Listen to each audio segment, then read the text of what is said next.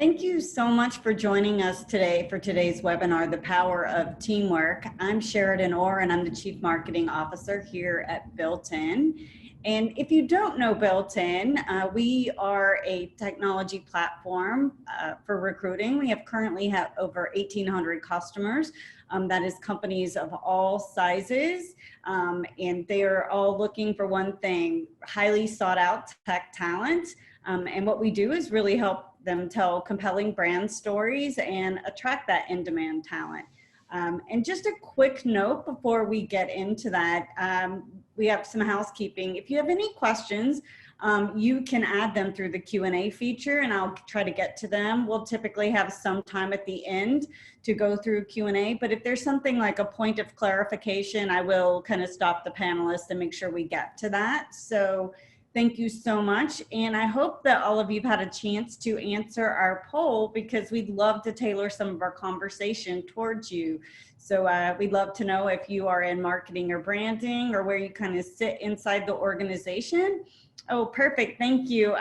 Kelsey, our production leader behind the scenes, is already ahead of me. So we do have 72% talent acquisition in our session today. And to the question, does your marketing team promote your company's mission values via consumer brand or marketing initiative? Over half of you say yes. So we're all doing really well to start with. So thank you so much. So I'd love to just kind of intro the topic and then our esteemed panelists. So historically, marketing and talent acquisition have been kind of separate entities and have focused on storytelling, but really with wholly different audiences. And if you're watching some of the big media buys from companies like Amazon, they're actually featuring their employees in those commercials. So I think that's absolutely the merger of the talent brand and the consumer brand coming together. So when you do have a strong consumer brand and strong employer brand, you can actually attract more and better talent. 75% of our candidates say that they really want to evaluate an employer's brand before they look at an open role. And so that means those boundaries are blurring, and that Amazon commercial is absolutely a perfect example. So today, consumers care a lot about reputation and how you treat your employees. And employees care a lot about how you go to market and making sure it is in a way that aligns with their values and ethics. So rather than dividing those two today, what we're going to talk about is how do you bring those together, and how do you use marketing and talent acquisition working together to amplify each to both audiences. So without further ado, I'm super excited to introduce our panel. So first I have Justin Wisman, who is the head of talent acquisition at Indigo and has had a vast and varied experience in the talent acquisition space, from doing his own thing to really creating a very mature and robust model at Indigo. And then Liz Dew, who I personally wanted to have on this panel because I've been reading some of the other things that she talks about. She's the head of talent, brand, and marketing at ServiceNow. And then Dolly Singh, who has one of my favorite Elon Musk stories of the ones that I've heard. Everybody who's worked at one of his companies has one, but she's worked at several unicorns. So she's going to give us a view of talent, innovation, and inclusion at ServiceTitan. So I'm going to give them a chance to talk a little bit about their organization. So I'll just start with you, Justin, since you're the first on my list. Can you just tell me a little bit about Indigo and how your team is structured right now? Sure, yeah. Indigo is about a 1,200 person, we'll call them an early stage startup, been around since late 2016. The mission here is really driven by, and this is the tagline would be, harnessing nature to help farmers sustainably feed the planet.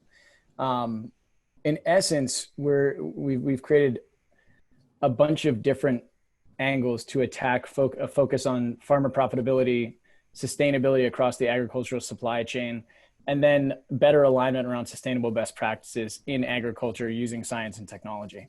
So our customers are farmers and large-scale buyers in the grain world, soon to be diving into the carbon side of things with customers on both sides of a marketplace there.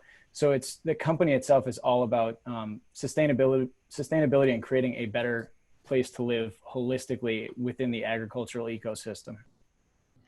Cool. In the talent, where do you sit inside of the organization? Yeah. Where does employer brand sit? Yeah. So employer brand sits with me. I'm the head of talent acquisition. So I've got a team of recruiters. We have a small recruiting ops function.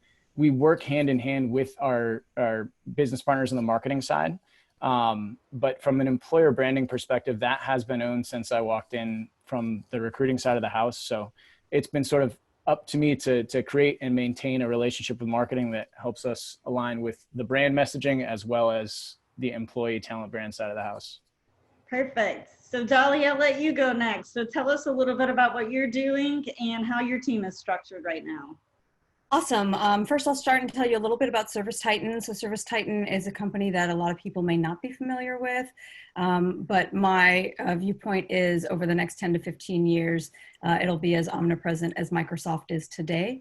ServiceTitan wants to be the first software company to build and drive operating system that can essentially power a $1 trillion industry from end to end. The industry we service, similar to Justin's group, is a group of people that technology has classically undersupported. We support tradespeople, so we're a vertical software platform. So anybody that has anything to do with construction and maintenance of residential or commercial structures, so all tradespeople, HVAC, plumbing, electrical, basically think about everybody that helps enable the quality of life that we are very used to. And think about how much more important those industries become in this era of climate change. So our founders are first generation immigrants. They came to the country when they were young and they met in college. And the plan was for them to build a software toolkit that would help their fathers. But what they didn't know is their fathers represented essentially a $1 trillion fragmented industry. And so it was kind of an accidental unicorn. And that's really one of my favorite pieces of the story, frankly. And the way that my team works is we are essentially like sales enablement functions for a sales organization. We help drive content, create internal culture, and try to take those stories and propagate them out to the world so we can hopefully help attract more amazing Titans. Perfect. And how about you, Liz? Thank you. And hi, everyone. So I am with ServiceNow, which is a very rapidly growing enterprise software organization. And our purpose is to make the world of work better for people. And we do that through streamlining workflows throughout the organization. And so for my role in talent brand and marketing, I sit within our brand and communications organization. But because I'm a career marketer, so I've had the privilege of within ServiceNow over the last almost 4 years, I started out within the marketing org. I then, when we started this function in a formal way for talent brand, I sat within talent acquisition, and I now sit within comms. So I've been able to kind of move around the organization, really build those relationships, and really act as the bridge between our brand and marketing initiatives and our talent acquisition priorities. So that's been amazing to get all of those different perspectives. Perfect. And I think, Dolly, you said something that was really impactful to me, that we could actually have an entire debate about where does employer brand sit. And I would just love to ask you first quickly, Dolly, like, what do you think? I think you've been in like all of the different functions. So I'd love to know your perspective. Yeah, I mean, I think I've seen it function in a variety of different ways. I've seen it as a partnership function to marketing. I've seen it as an independent function within talent. For us at ServiceTitan, one of the challenges, and probably for some of the other panelists as well, is that our customer base is very different from our talent base. And so we can't actually speak to the world's leading engineers in the same way that we speak to the people that would potentially be buying our products. The demographics are just very different, and what motivates them is very different. So we have to really figure out how to tell the story of ServiceTitan in a way that it connects with the world's best talent. So what we've tried to do is nest the function within talent. Otherwise, when we sit within marketing, because marketing is a revenue driving organization, sometimes your resources get distracted by focusing on the top and bottom line. And sometimes talent can be the secondary. Whereas my perspective is talent is the alpha and the omega. It's the most important thing a business does.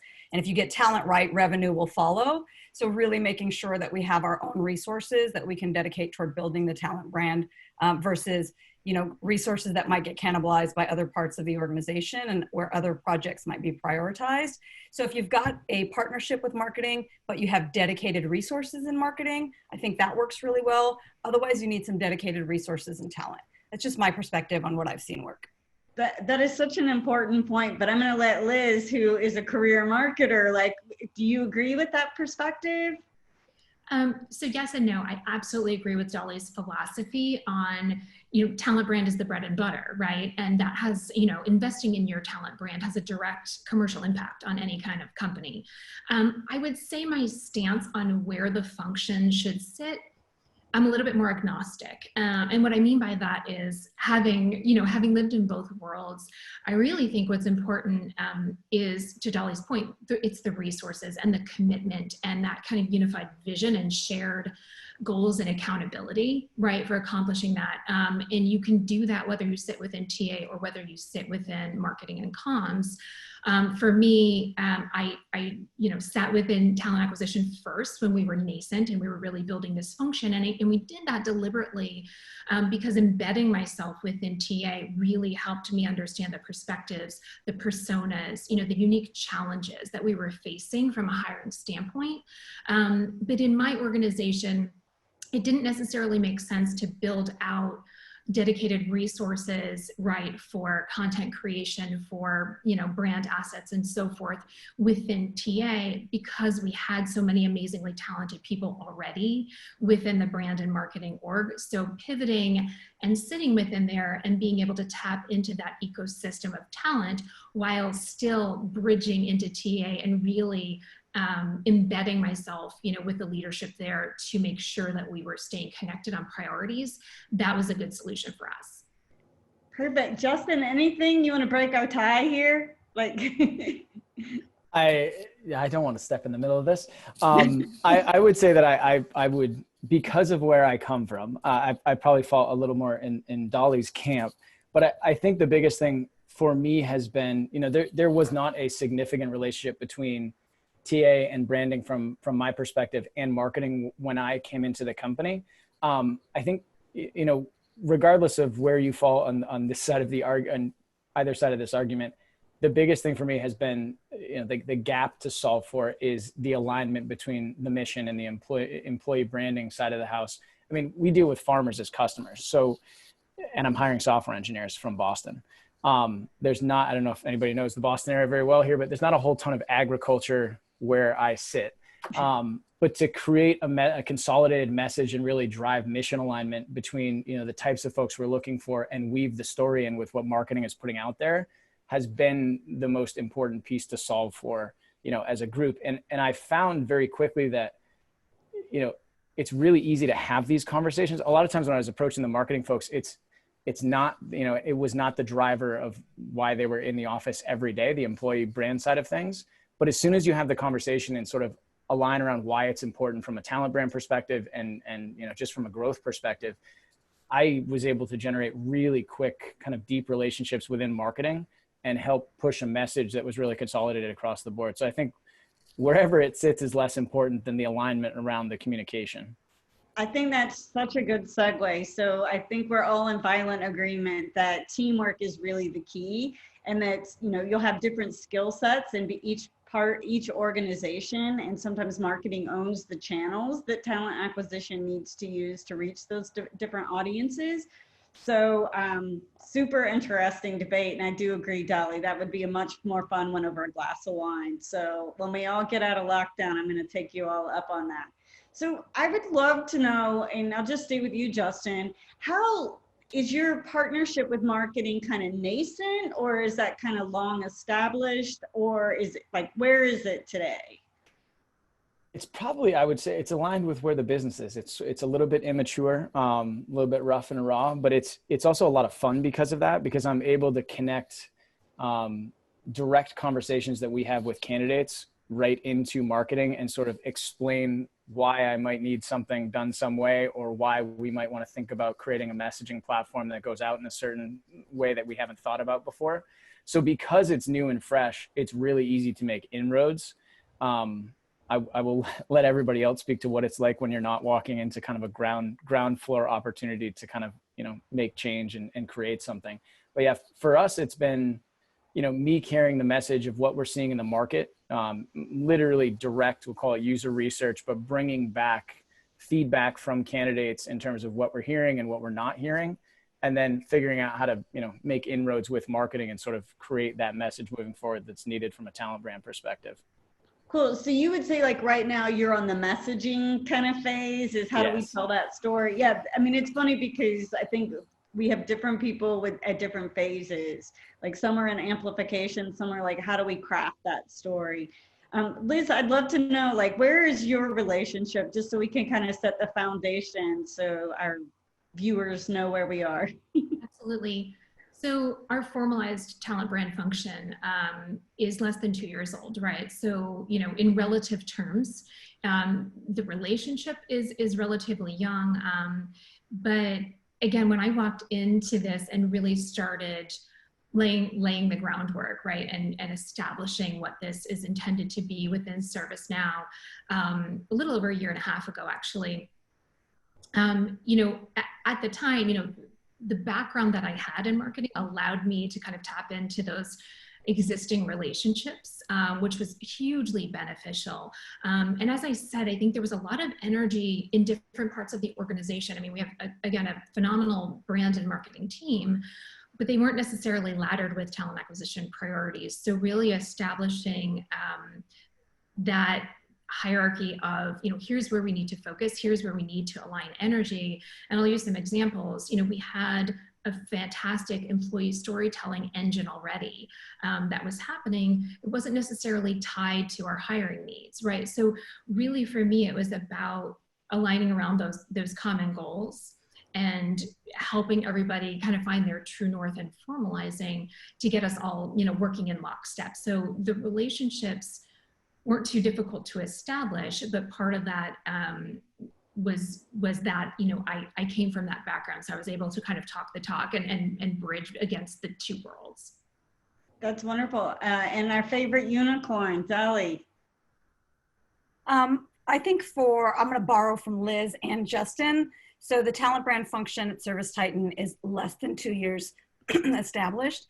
And similar to Justin, I'd say the relationship is nascent and a little bit rough around the edges because like talent brand wasn't a thing, right? They knew that marketing is critical for consumer, right? They understood that was a pre-existing value. They know the value of driving funnels. They know the value of driving their social properties. They understand how to study that funnel all the way through, but taking that same mindset of how data-driven you can be with how you study your consumer and their behavior, that is the level of rigor that's now required in the world of talent. Because talent it's a candidate's marketplace.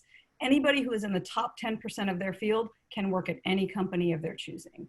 So if you can't tell a compelling story, because $1 here is the same as $1 there, right? So you can earn comparable amounts at almost any company. So you cannot simply differentiate on compensation. To Justin's point, you really have to differentiate on what's the mission, what is the impact that you're making in the world. And so I think for me, that what I've tried to bring is an understanding of how competitive the talent landscape is and the level of investment it will take in order for us to be a top talent brand. And we're still working toward that, right? I would argue that we need to invest significantly more because the potential of the story that ServiceTitan can tell is so massive. The potential that we have this embarrassment of riches in terms of the opportunities that lay before us. And so in order to best take advantage of those and to run the table on these opportunities, we need to get the best people as excited and as engaged about what we want to achieve in the world as how we currently are. And to me, that's really about just telling that story about the mission consistently over and over and over, because eventually that's how you build brand awareness. I think like 10, 15 years ago, the rule used to be like 7 touch points and you will have stickiness in a consumer's brand or a consumer's brain. I think now, because of how noisy the marketplace is, it takes 15 to 20. So it just requires real effort, and these things don't happen by themselves. You really have to start to build out real capability. And that's where I think Liz's point and Justin's point about making sure you have both alignment and resources allocated is critical. Otherwise you will get outcompeted by companies that are willing to make those investments. I mean, that's such an important thing. I'd love to kind of talk to all three of you about like, how are your metrics aligned? Because I think you've all hit on, you need to have like the audience, you have a clear view of your audience, and then mission and story are super important. But how do you translate those into goals? And I'd love to just stay with you, Dolly. As mentioned, because we're fairly new in this process, the first thing I did was spend about 3 to 4 months building a talent brand Bible. We didn't have that. I did a corporate rebrand at Citadel, which is a hedge fund. It was their first rebrand in 25 years. And so I got to kind of have, front seat exposure to that whole process. And we used an expensive firm, and it took like 14, 15 months to get everything done. Now it's a 25-year-old business that's worth $30 billion. So you want to be very careful about that process. ServiceTitan was in a different place, that we didn't have millions of dollars to throw at consulting fees, and we needed to figure out what that foundation was. So the first 6 months was really this process of learning and figuring out what is the story we want to tell, and then translating that story to this 40-page brand Bible, which basically serves as the anchor and the foundation and like the guardrails for anybody that wants to say anything outward facing about ServiceTitan from a talent brand standpoint. So it took about 6 months to put that together. And then now what we're doing is taking that foundation and trying to propagate it across all of our properties. So that's our LinkedIn page, it's our careers page, it's going to be our internal intranet.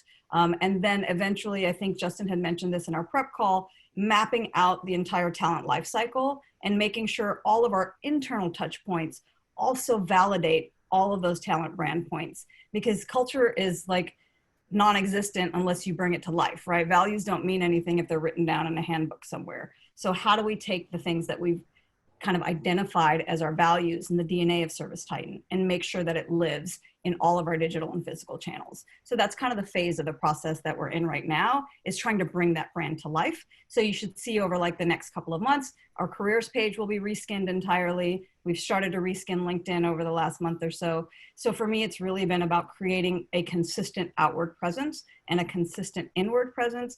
And once we have that consistency, then it becomes about trying to use content in those stories to actually drive traffic to those properties. Perfect. And I'm going to stay with you just for a minute because we do have an audience question. And like, I think you've kind of alluded to some of the elements that are in your brand Bible or your brand book that's talent brand specific. Do you mind just kind of clarifying, like, really, like, what are the sections of that? And I don't know if you would be interested in maybe even sharing examples that inspired you that maybe we could send out to the group later on. Sure, I'd be happy to. I can send you guys a summary of the table of contents and I'll kind of read it out to you. So there's 4 main sections. The first is traits, the second is voice, the third is assets, and the fourth is visuals. So for traits, the sections are essence, mission, vision, personality, values, your customer description, your universal truth, your brand promise, your competitive context, benefits, and value proposition. So the exercise that I would recommend for anybody that's looking to do this for their company or for their firm, you can look up a template for what's called a brand pyramid. A brand pyramid is basically a 1-page, very simplified version of what you then can build out to a brand Bible. So if you take that brand pyramid template and you sit with your executives over a working session, you can probably figure out like most of the bones of what your brand is. The way that I approach brand is I really think it comes from the founders. I've always worked at very founder and mission driven companies. So between the founder and the mission, I usually have most of the components in terms of what we want to put in there.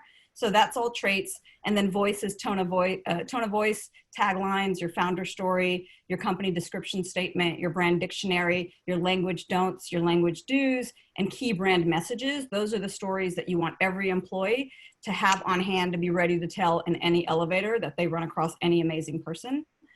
Assets is your logo, your word mark, your social media properties, any awards, anything else that you can say this is a owned asset that we have. And visuals are your logo do's, logo don'ts, your color palette, digital design, print design, typography, brand imagery, mood boards, and then examples of how you apply those things effectively and examples of how you are not allowed to apply those things. And then from that framework, you know, anybody that needs to create something just has a rule book that they can check to be like, hey, is this aligned or is this not aligned? And I'd be happy to send out a brand pyramid template as well as the table of contents that we used for our brand Bible after the session for anybody that's interested. Thank you so much. And Liz, she is speaking the language of marketers, right? Like it's so funny to hear the same terms and how they're applied. So I'd love your thoughts on, anything you'd like to add to that? Yeah, definitely. We have something similar as far as talent brand guidelines, kind of that Bible, if you will. I think, Sheridan, your original question was focused on metrics, right? And I wanted to just touch on that. So as a marketer, right, my entire background has been data driven. And so I came into this function thinking from a funnel standpoint. I wanted to measure, how are we bringing people into the funnel, through the funnel? What does our conversion look like? So I had established some of those metrics that were very ATS focused, right? Applicant tracking system. Over time, what's interesting is we've evolved our thinking to kind of expand the set of metrics that we look at with talent brand. And what I mean by that is there are a number of different factors, right? Environmental factors that go into that talent brand funnel and that ATS data, right? And it's dependent on, the number of sourcers and recruiters fielding those applicants and a number of different things. So we wanted to expand that lens of measuring into the candidate experience. Not only that, but the talent experience through the entire life cycle, right? From candidate to employee to alumni. So we're looking at things like the candidate experience, meaning does the experience of somebody coming into ServiceNow marry with what we promise them? And so what we're trying to get to there is from a cultural standpoint, from, everything that they're experiencing, values and our leadership and all of that brand promise. We're looking at ways to kind of measure that in different mechanisms like, an onboarding survey, a candidate survey. And now, of course, we're looking at things like Glassdoor reviews and ratings as well. So there's actually a suite of metrics that we're looking at just to gauge how we're progressing as a talent brand. I love that you want to have a funnel metric and you also want to have some brand metrics. So yeah, that's the marketer in you. I'd love to know, Justin, what are you measuring? We sort of aligned with Liz. Dolly, I kind of want to talk to you after this to talk about the brand Bible stuff. But aligned with Liz, we spent about 6 months kind of dissecting the candidate journey to get to a point where we had a good baseline for the different phases of the customer journey and sort of what we should be focusing on based on research in each of those phases. So we created a baseline, and then we are very heavy on, we'll call it the feedback surveys from a customer experience standpoint. So one of the metrics that I pay attention to probably more than anything else is not so much, and we track all of our funnel data and whatnot from an ATS and just a recruiting perspective, but it's we'll call it the stickiness factor. So we try to have a touch point with every person that we interview, and that could be phone screen right through the end of the funnel. And our goal there is not to sort of get into the heart of how was your overall experience or whatnot, but would you be interested in talking with us again? And if we get a yes to that, it's been a pretty good gauge in terms of, returning customers and sort of the stickiness of our overall process, which has been a really fun metric. And we've been able to track that back to hires, a year later or so. So that's been something we paid a lot of attention to. I've also had the benefit of, when I came here, I was pretty adamant that I needed an ops person to work within engineering because I wanted to customize some of the views of this data so that we could sort of split out the funnel data and some of the things, I guess, on the marketing front or the talent brand front. So we do track this stuff, and we use Looker here, but we'll track this in real time in a dashboard to kind of give us a view of overall candidate survey and then that particular question, as well as our internal customer experience. So that's been super helpful just to have a real-time view. It's very transparent. The whole team sees it at all times from how we're doing from a kind of a customer focus from a recruiting lens. Perfect. So one of the other things that we've noticed a change in is that brands are using their employees to tell their story, and especially to show how they live the mission and the values. And that's become more important as the world has changed. And Liz, how do you kind of harness the power of your employee voices to create those stories? Yeah, we're so fortunate that we have an employee base that's really excited and enthusiastic about the company. They really want to share their stories. So as I mentioned earlier on, we really formed this alignment, right? We have a cross-functional talent brand, leadership team, if you will, that includes representatives of different parts of the marketing and comms community. And so we have a leader with a storytelling team. We were able to come together and create a framework for how we wanted to tell stories, and they align to the what, the why, or the how, of how ServiceNow operates. And when we identify, hey, here's a persona that's really important from a hiring standpoint, we really want to tell more stories about what is their experience like. And I'll use an example, like, in the sales organization. And when we reach out to people, we've never even experienced any hesitation. People are really eager to share their stories. We might do that in written format. We might do that in video format. But we've really been able to capture a lot of their energy and enthusiasm while always underpinning it and bringing it back to that story framework and our purpose and values. Love that. Justin, how are you using your voice of your employees to amplify your brand? Well, this is sort of how I ended up at Indigo. I would also just really quickly, to kind of dovetail on what Liz just said before I get into what specifically we're doing. I think it is incredibly important. There is a lot of noise out there in terms of the talent brand related to employees on the market and what employers are doing. And I think the more organic you can make those conversations, this sort of goes without saying, but I really I would harp on that point to no end, because it's really easy to, especially when you're dealing with software engineers who are very used to this noise, they read through we'll call it the BS questions pretty quickly. And a lot of places sort of have these same questions they ask all the time, and you sort of get the same answers from everybody. So the more organic you can have those voices in the conversation, the more powerful they are as a tool. From my lens, I started a podcast years ago and just started interviewing leaders in the Boston area from the tech community, and that transition into a sales tool for myself, and then a different business. And then at Indigo, I was brought in basically to build this function from a tech perspective.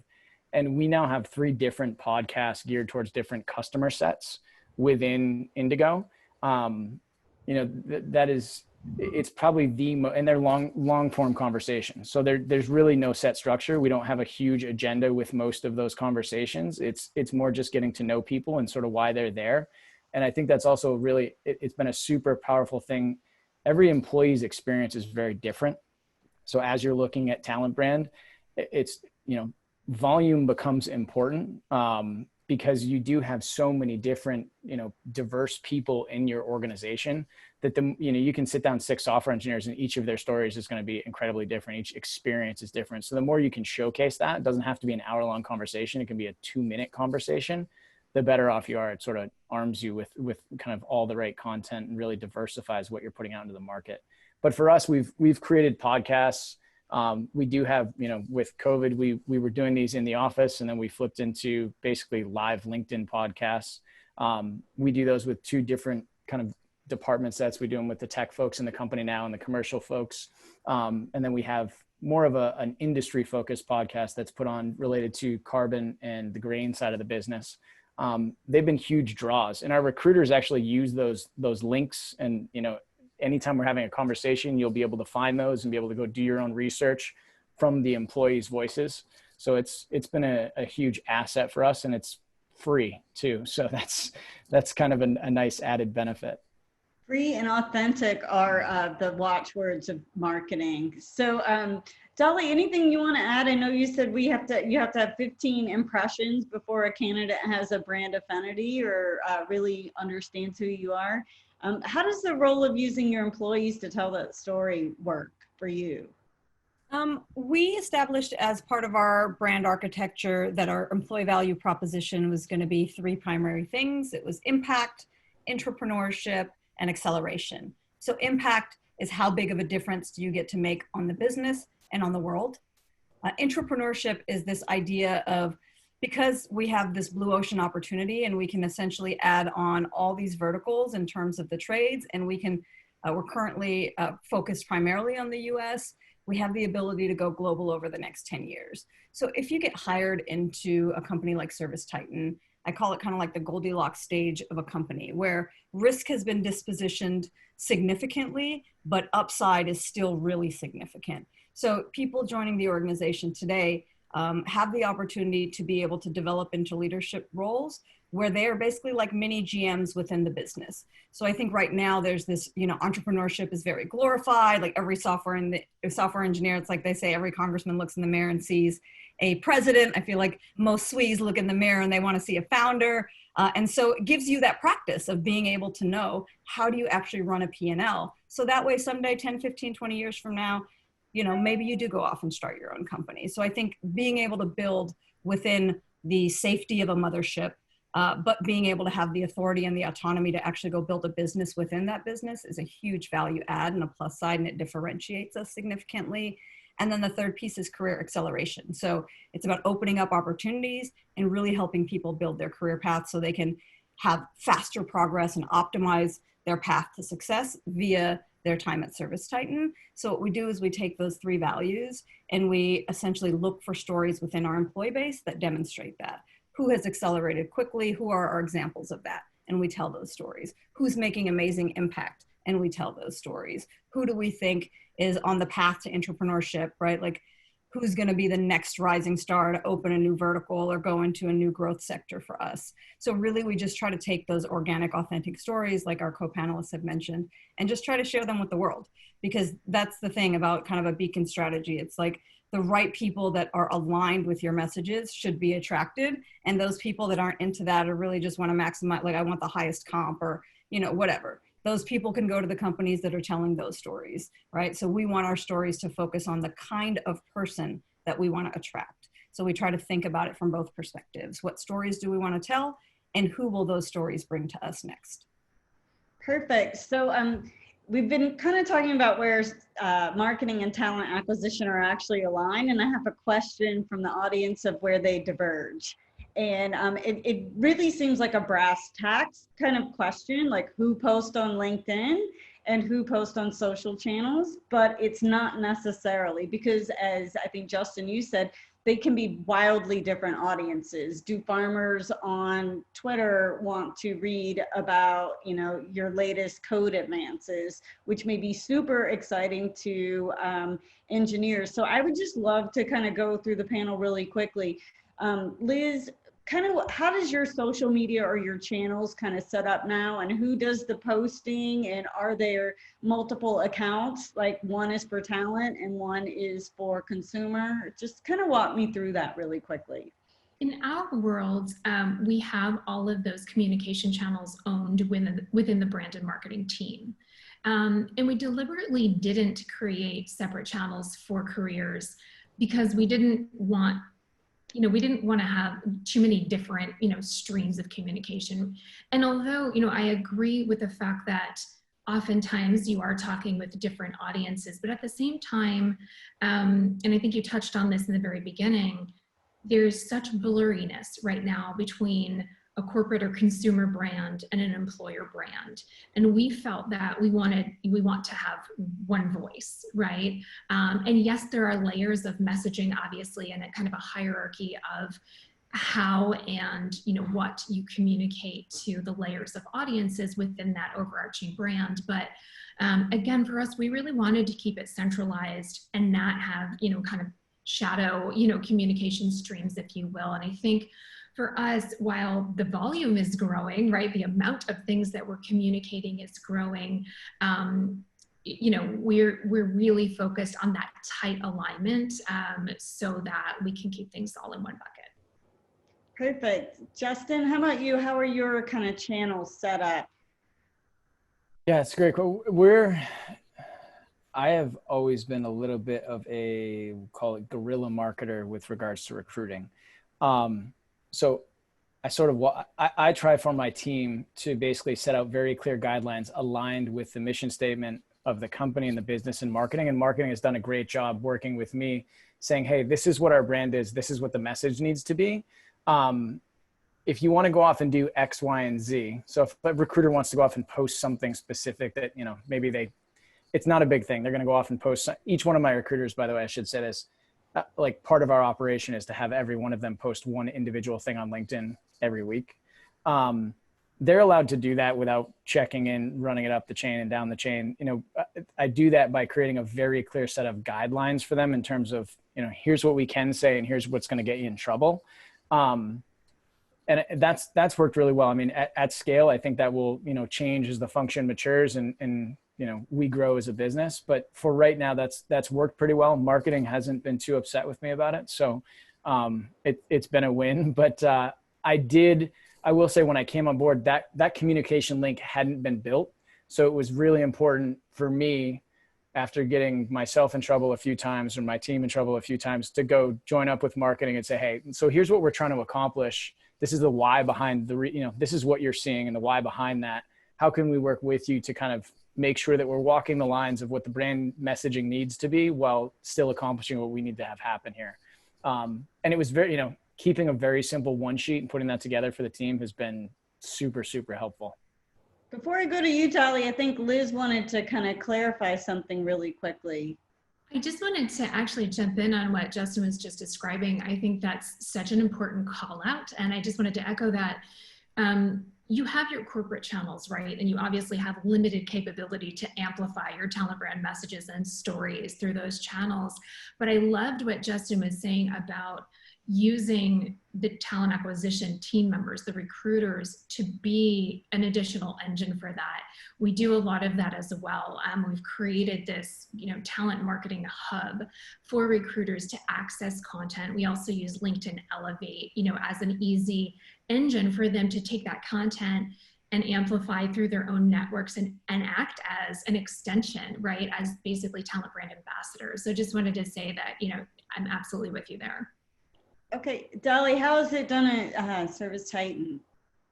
We did split it off just because our audiences, so the brand is essentially an umbrella, right? Where we don't want to have any dissonance between who we are from a consumer standpoint to who we are as a talent standpoint.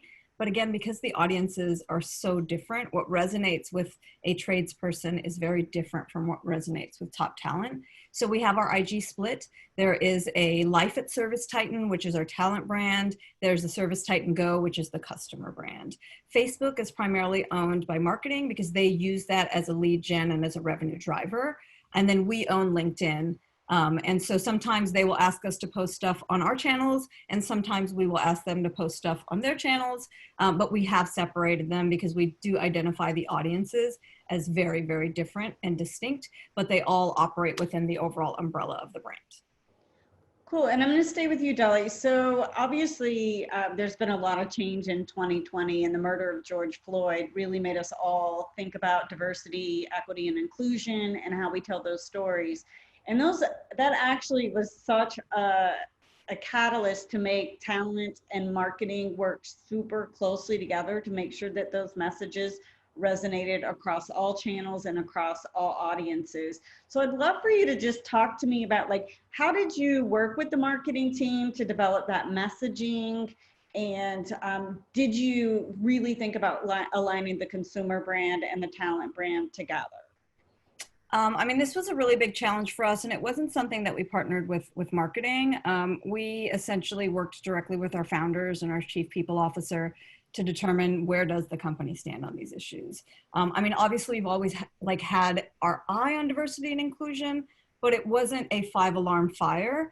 I mean, unless you have been living your life as a Black American, we didn't have the same visibility to the level of challenge that they face until, I think, you know, these issues came to a head over the last year. And so it's forced this reckoning across corporate and tech America, where you have to really slow down and stop and think about all of the ways in which you are impacting all of the affinity groups within your organization, and just making sure that you have equitable access for them to all feel like they can have psychological safety, that they have the same opportunities to be successful.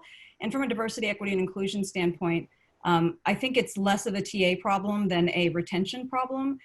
You will find if you study the data that people from underrepresented backgrounds tend to, their attrition rates are significantly higher, usually 2 to 3x of their white counterparts in the industry. So that means that companies are not just failing to effectively attract diverse talent, they are failing to then keep that diverse talent by making sure that those people feel valued and empowered. So this really just was a very genuine and authentic process that we had to work through to figure out, okay, what are we going to do and how are we going to address these issues? For us, we do have a very diverse overall talent base, and we have a lot of Black Titans who are really hurting and in a lot of pain. And so we created a specific action initiative that has 5 commitments specifically for the Black community. We've been working toward those. From a brand and storytelling standpoint, it's always been this, there's this tension between you don't want to tokenize people, but if you don't tell their stories, even if they are currently the minority, we'll never fix it. So it's this very delicate dance of making sure the people in our community know that we are not looking to tokenize them because we don't want to be performative activists, right?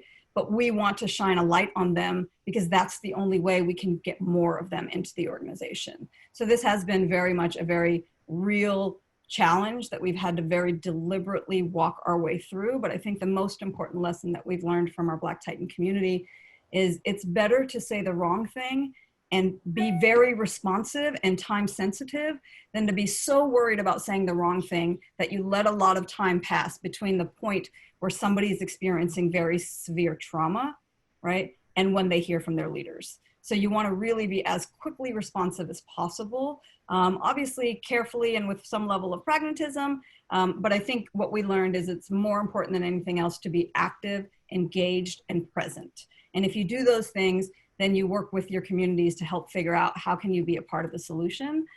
So the challenge is you don't want to place an additional burden on your underrepresented communities by being like, hey, Black and brown people, help us figure this out. But you still need to be able to rely on them and their partnership. And the challenge there is when you're already experiencing trauma, when you're already stressed out, it's very hard to then reach inside and be like, okay, let me help my company figure out how to navigate this. So it does take real champions that really, that have the fortitude and are willing to do that for you. But what we've tried to do is just, be open to any feedback. We eat our dog food on the things that we're not doing a good job on. And we just commit to working toward a better tomorrow and holding ourselves accountable because we're now doing diversity and inclusion scorecards by leader. We have very specific targets in place for how we want to transition our leadership in the organization over the next 3 to 5 years. So I think more than anything else, it's about not just saying the right things, but then actually following up and doing the right things. This is not a sprint, it's a marathon. It will be a 5 to 10 year process to even begin to change the demographics of our industry. So I think it's an everyday battle. I love that. And Liz, how did your team did you collaborate with the marketing team? Because it sounds like you had really strong founders, Dolly, and I really believe brands are built in the shadow of leaders. And so that's such an important point. But Liz, how did your team go about doing this and adjusting? Yeah, there are a lot of similarities, I would say. So at ServiceNow, diversity, inclusion, and belonging has been a core value of ours for years. It is not a new initiative whatsoever. That said, with the events of this year, our leadership team did a lot of listening, right, with our underrepresented minority employees and really heard them loud and clear that we weren't doing enough and we weren't going fast enough, right? We try to be transparent as an organization. We publish a diversity report every year, but we really needed to accelerate and make an investment.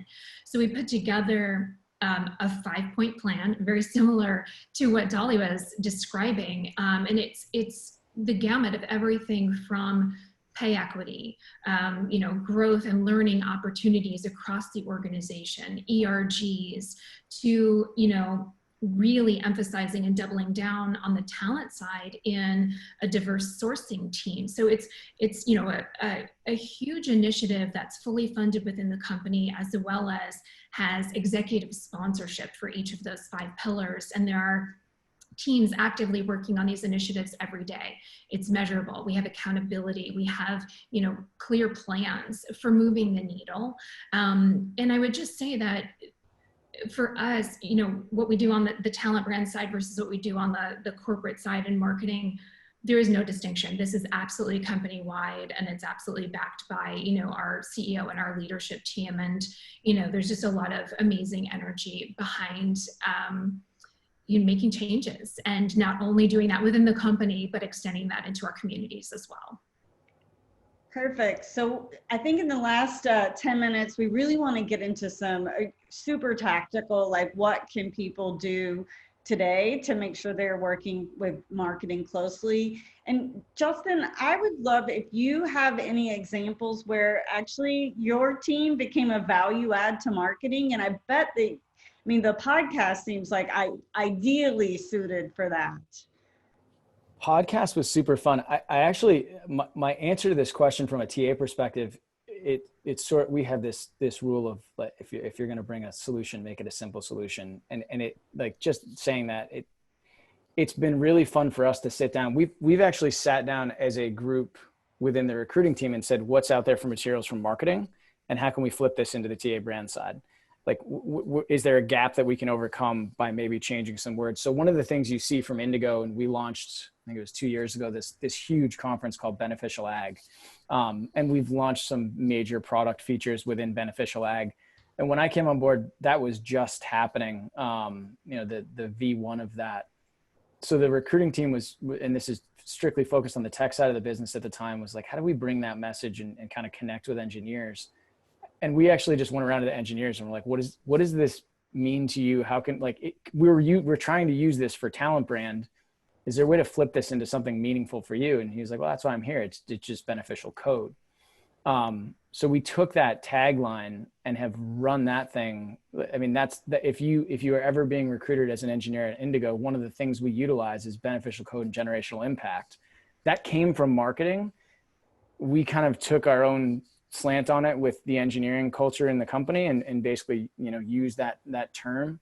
And it's, brought back full circle to marketing at this point. It's a big part of the branding for the tech side of the business. So I think as TA sits and looks at what's out there for available content and maybe doesn't quite see a connection, I think you can always, back to this user research piece, I mean, that's really just talking to your customers, whether it's internal or external. And we really lean heavily on our employees to help us get the messaging right. And I think one of the ways we've been able to do that is, like, how can we take this thing in marketing, create a really simple, like, flip that is more meaningful to you, and then bring it back to marketing and get their buy-in. That's been, I've done that multiple times with multiple things, but that's been super, super helpful. The podcast has been great. It's been, a way to kind of walk in with something that we weren't doing and amplify employee voices. And, we did work with marketing after the first 10 or 12 podcasts when they found out about it. We sat down with them and explained what it was and what we were doing, and made sure that we this is about the time we generated the brand guidelines and the messaging guidelines. And so, we've been able to kind of work with them to create guidance for that group, specifically on the tech side. And I think that they appreciate it as well, because we do act as a little bit of a de facto marketing arm with that. And they've been super helpful for us in amplifying that as well. Yeah. All right, to close it out, let's talk budgets. Like, do you have shared budgets, Ollie, or do you kind of have your own dedicated budget and then just tap into marketing resources? And then I'll go to you, Liz, and then Justin, and then I have a favor to ask everyone. Yeah, budget has been kind of a challenge because this is a new function. We do have a separate budget, certainly not as robust as our counterparts on the sales team, but we've been able to make a lot of progress with that, and we're looking to show that ROI and how the investment paid dividends, and then hopefully double down going forward. Perfect. Liz, where's the money?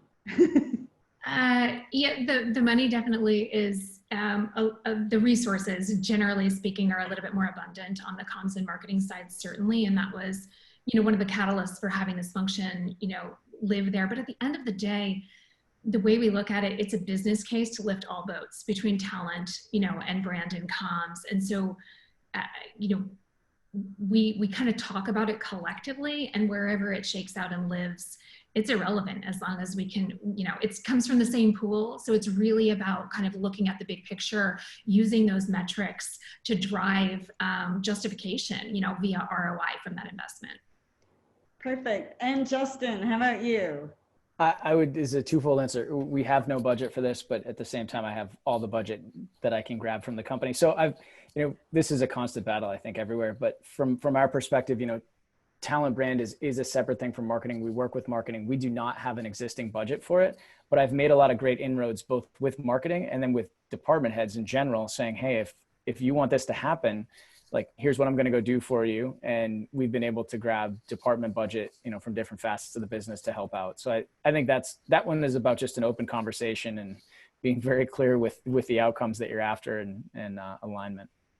Well, I would love to thank all of our panelists, and I'd also like to put you on the spot by inviting you to maybe do a community chat with me where we invite our participants just to do a more informal Q&A, because I feel like I've learned a lot, and the chat is off, like, really blowing up with people wanting to ask questions and just really knowing how you guys have been so successful, what you've done.